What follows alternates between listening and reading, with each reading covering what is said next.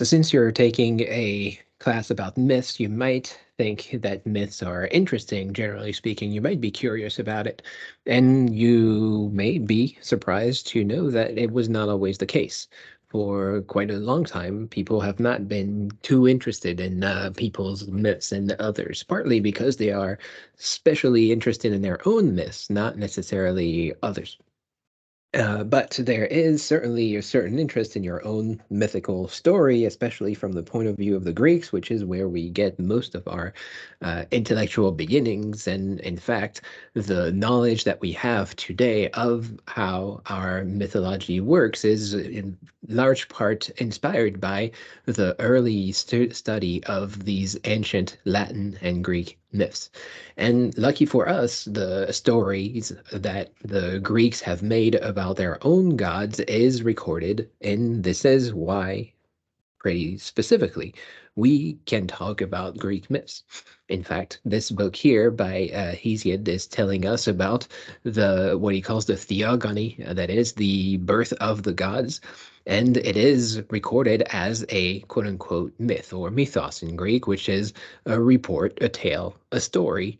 It is a story of its gods. It is not necessarily considered a religious text, and it is very difficult for us to gauge exactly if this was designed by Hesiod as a religious text or as a commentary of some sort, but it is very clearly, and by all definitions, a myth. And the myth, as it is told by Hesiod, the theogony of the Greek gods, is told us this way: Shepherds of the wilderness, wretched things of shame, mere bellies, we know how to speak manifold things, as though they were true, but we know when we will to utter true things. So said the ready-voiced daughters of great Zeus, and they plucked and gave me a rod, a shoot of sturdy laurel, a marvelous thing, and breathed into me a divine voice to celebrate things that shall be and things that were aforetime. And they bade me to sing of the race of the blessed gods that are eternally, but ever to sing of themselves both first and last. But why all this about oak and stone? Come thou, let us begin with the Muses, who gladden the great spirit of their father Zeus in Olympus with their songs, telling of things that are and that shall be, and that were aforetime with consenting voice. In other words, this is your hear ye, or gather up around the fire, kids. We're going to tell a story about our gods.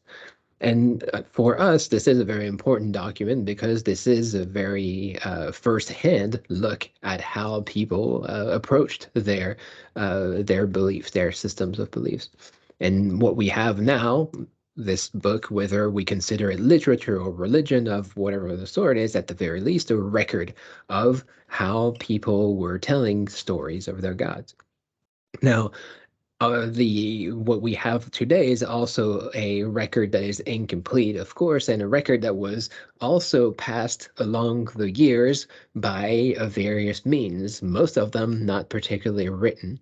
We'll talk about that a little bit more as we go over the course of the semester, but it is important that this this story as it is told here with the beginning of gather around and let's talk about the gods is recorded as part of the text itself. This is probably the way that people have historically in ancient Greece told these stories. They start by calling for the daughters of Zeus and then calling for people to gather in the name of the daughters of Zeus to tell the story of Zeus. Now, because this is a story called Theogony, or a myth called Theogony, that is, again, the birth of the gods, the poetry or the whatever it is very directly concerning the genealogy of the gods themselves. So, how the gods were born, and it is written in a very specific language as well, epic language that is also very unique to this time and place, which today we would not necessarily have when we talk about religion. So we know this is a special text. We know this is a special text about gods. We know this is a story that people tell. Now, how much credence people have for that is kind of a question for us. But of course, today, when we think about myths, we don't necessarily worry too much about how much people believe the myths. We worry especially about what they mean and what people did with it. And this particular story here is especially focusing on the succession, how Zeus passed on his legacy to his children, and whether or not his children used it or abused it, of course, whether or not the gods were just, whether or not the gods were like us people in their behaviors. And so the succession part here is obviously the most important because Zeus might be pretty far away from us in space and time, but his sons and daughters, and in the context of Zeus, he has many, many sons. He has 18 children with Gaia, the Earth, that is Titans and Cyclops and monsters, or it's not fair to call them monsters, but people that have 100 hands. And it starts with a story where Zeus does not like his kids. It's probably a bit relatable in many ways, where the first feeling that God has is to, or Zeus has in this context, is to reject his kids. And so the idea of succession is obviously a little bit complicated about that. So we have a complicating element right off the bat. Now, most importantly for us in this case is the fact that at some point or another, we find these texts and we start to teach them in school, although that also was a very complicated issue. It becomes most popular around the end of the 19th century, as many things in our sciences do, through the study of languages, especially because translations are not necessarily available. And on top of that, having the understanding of other people's gods, other people's belief systems, is not necessarily something that that clergy and kind of religious leaders are too much fond of. So it takes quite a while for these ideas to be sold on a very large scale. This book by F. Max Mueller is the first bona fide study of religion, or science of religion, as he calls it, which is published in 1882. Mueller was a linguist or philologist that it was at the time, and he was also what people knew at the time as an Orientalist. That is a person who is interested in all things Oriental. That means, well, things that are not from here, mostly. So the weird things that the weirdos from the weird places are doing. And as such, the way that this is presented is very much as a sort of a weird object. And a good part of his introduction is kind of defending himself of that. Why is anybody interested in these weird things? Well, he explains that there's a scientific reason why anyone would be interested in these ancient texts. And part of it is the language, part of it is the idea, part of it is what he says here. What I maintain then is this, that as we put the most charitable interpretation on the utterances of children, we ought to put the same charitable interpretation on the apparent absurdities, the follies, the errors, nay, even the horrors of ancient religion. When we read of Belus, the supreme god of the Babylonians, cutting off his head and the blood flowing from it might be mixed with the dust out of which man was to be formed, this sounds horrible enough. But depend upon it, what was originally intended by this myth was no more than this, that there is in man an element of divine life, that we are also his blood or his offspring. So we learn of this Babylonian god who cuts off his own head to give birth to the people. Another idea of succession, kind of like in Theogony just a minute ago. Another idea of our origin as people. And this becomes the knowledge that we know as a myth. Now, these types of studies tend to enter anthropology alongside a crooked route, and it enters, in fact, in terms of, again, a myth, because the idea is that people have a story to tell about themselves that is weird. Just like these people are weird, they have their weird stories about them. One example of that in the early days of anthropology is E.B. Tyler, who tells us about what he calls quote unquote primitive man. Starting with the bold, rough nature myths into which the savage molds the lessons he has learnt from his childlike contemplation of the universe, the ethnographer can follow these rude fictions up into times when they were shaped and incorporated into complex mythologic systems, gracefully artistic in Greece, stiff and monstrous in Mexico, swelled into bombastic exaggeration in Buddhist Asia. And at this point in time, what was only faintly pointed out in Mueller before is pretty clear. maybe Tyler here is pointing out that the people who create myths are savages. And savage at the time was a technical term, it was a scientific term to refer to people who were, once again, not like us. And there was kind of a gradation of people being savage and barbarians and the such. This is kind of a darker part of the early history of anthropology that we have very little time to get into, but it is very much part of this aspect that we are talking about here. Just like Mueller was talking about it as the voice of children telling weird stories, here we have this vision of a childlike savage, quote unquote, a person who is at a beginning stage of evolution.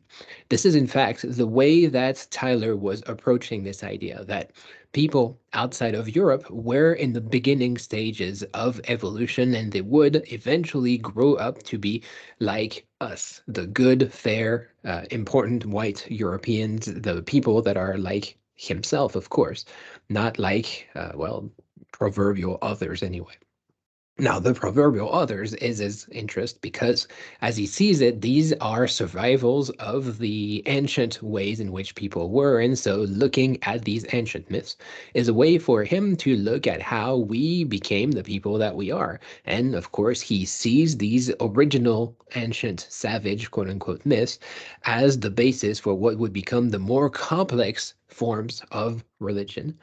Now, this is kind of interesting in this context because Tyler was not particularly pro-Christian or pro-religion in that matter. He saw religion as a very much a superstitious thing, and as much as the European people that he is talking about mostly have religious systems, he's also seeing that people are abandoning it. This is the 19th century, and more people are turning away from organized religion.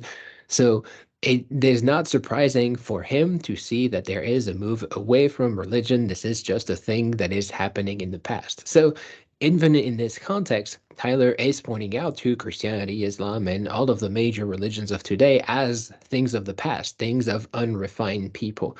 For him, the most important thing is science, of course. And so science and religion from that point on are very much opposed. And this is somewhat of an opposition that we are seeing today as people are more or less happy or unhappy to talk about scientific things. They are also usually kind of opposed to talking about things of religion of a scientific nature.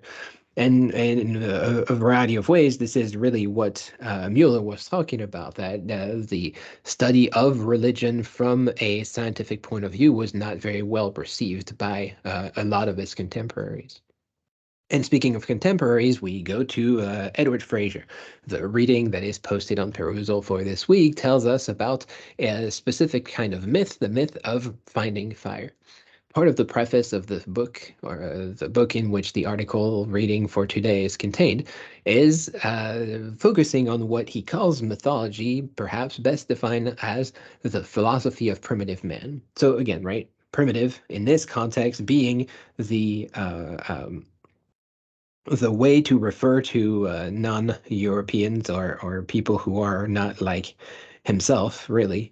So, talking about the mind of primitive folks in this context is very much a way to set them apart from ourselves, and talking about mythology is also a way to set them apart from our religious systems. So talking about mythology as the philosophy of primitive man is both a way to say that they do not have philosophy, instead, they have mythology. And also, it's a point of entry for him to study mythology as it is a philosophical practice.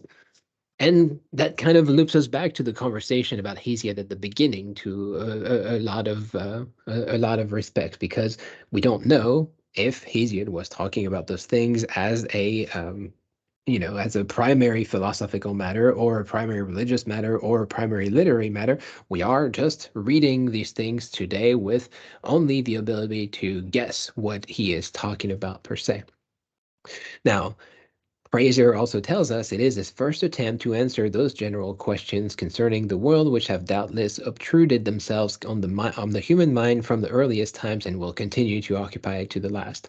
Thus, the task which it sets the inquirer is identical with that which at a later stage is taken up by philosophy and a still later stage by science. So again, we have this idea of an evolutionary process from mythology to philosophy to science, and that those things build upon one another. So it is pretty difficult for us in the 21st century to kind of judge this kind of evolutionary thinking because that was very much the thinking of the day. And in this case, of course, they see enough value in the myth to talk about it, to study it, that is, to see it as something worth something. However discriminatory their thinking is, they do see the value in it, and they see the value in observing it as it is. But it remains tainted by this vocabulary of a hierarchy, and especially the example that he gives here, in order to exhibit the diffusion of these stories and to determine as far as possible their relations to each other. I will take them in geographical, or what roughly speaking amounts to the same thing, in ethnical order, beginning with the lowest savages known to us, who are the Tasmanians. So for some reason or another, and there's all kinds of numbers and quote unquote science behind this, Tasmanians are recognized as the lowest form of evolution available to us modern people. And so therefore the stories told by the Tasmanians would be the most original, quote unquote, that we can learn. Original in the sense of the origin of everything else. Original in the sense of probably, now that we are calling it today, strange and, unique in a way. So there's this double-edged sword really here that is catching up with us when we study these ancient myths. And Fraser, we're going to talk about him quite a bit over the course of the semester because he wrote a very important part of the study of religion in anthropology. Tells us about the way in which these kinds of studies are building up to a larger body of knowledge, essentially. The narratives which we have passed in review suffice to prove that the problem of the discovery of fire and of the modes of kindling it have excited the curiosity and exercised the ingenuity of men in various ages and in many parts of the world. Taken all together, they appear to indicate a general belief that with regard to fire, mankind in the course of evolution has passed through three phases. In the first of these phases, they were ignorant of the use of even the existence of fire. In the second, they had become acquainted with fire and used it to warm themselves and cook their food, but were still ignorant of all modes of kindling it. In the third, they had discovered and regularly employed means of kindling it to one or more of the methods which are still, or which were till lately, in vogue among the more backward races of men.